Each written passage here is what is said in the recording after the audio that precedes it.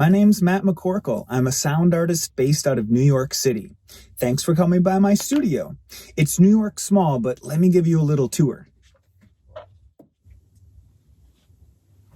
Okay, that's it. Thanks for coming by. I'm kidding. There's more here than meets the eye. I have a lot of sound technology that I use in my work. And I'd like to give you a little backstory of how it came to be the sounds that I put into this type of technology. So going back a few years when I first moved to the city, I started working in hip hop and rock and pop music, very rhythmically driven music. And that's still very much prevalent in my style today. And then from there, I moved into classical and jazz.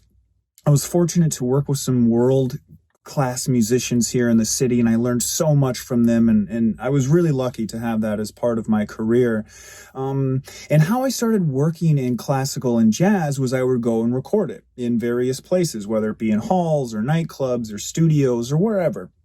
And so the biggest thing I learned is there's sort of really two elements to these genres. There's the individual elements, but more importantly, it's the sum of the whole, the more holistic sound that you get out of having all these musicians come together. So when I go out into the natural world and record ecosystems, I do it through the mindset of producing a classical album. Not strictly, but bear with me here for a second.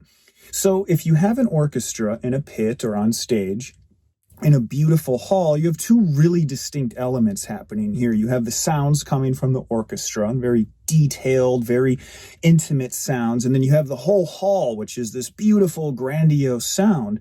And so when you're listening back in the hall or on a recording, you're getting a mix of both of those. And that's what makes this really rich, textured, beautiful soundscapes, or in this case, a musical score.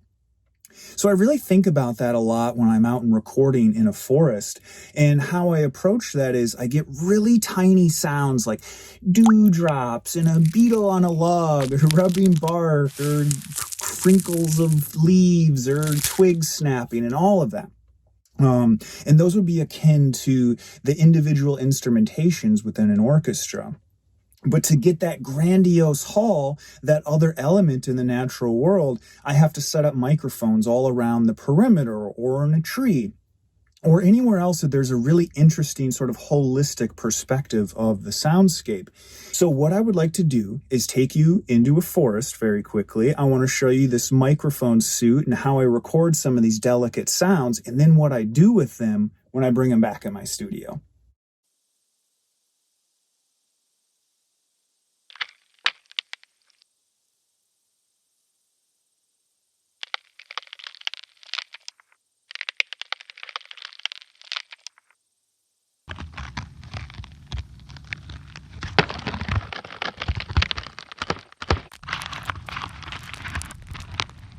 Yes, we're back. If only teleporting between my studio and a forest were that easy, my work would be so much more streamlined, but that's neither here nor there. My experiences in music and my library of field recordings led me to work on more immersive projects like large-scale installations, AR experiences, virtual reality pieces. It's within these mediums that I really started to find a home for these field recordings and then subsequently the soundscapes that are made out of them. Over the past few years, I've had the privilege of working with all sorts of different people, groups, organizations, and artists. Some of the work that really is highlighted in what I've done is my work with the American Museum of Natural History, where I'll sound design the special exhibitions there. And one of my favorite was we did an exhibition on unseen oceans, and I got to go to Hawaii and record a pod of humpback whales and then come and reimagine that in the space to help draw on a sense of awe and wonder at our natural world for everybody going through the exhibition. So anyways, back to the bark and the stuff that we recorded previously. What I end up doing is putting it through a lot of this technology to heighten the sense of it or to make it very delicate. So if we have that one piece of bark and I put it into this program called Ableton, this is one of the many I use, but it's nice because I get a tactile surface. And so if I just play back the bark, bark. Just like doubled up bark. Okay, that's cool. But the really beautiful aspect of it comes from like, maybe we want to make this sound like a tree's growing.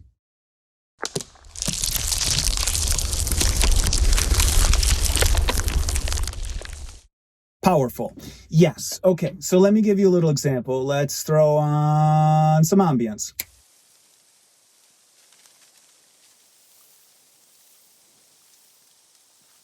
Okay. Let's add a little bit more of something over here. Now,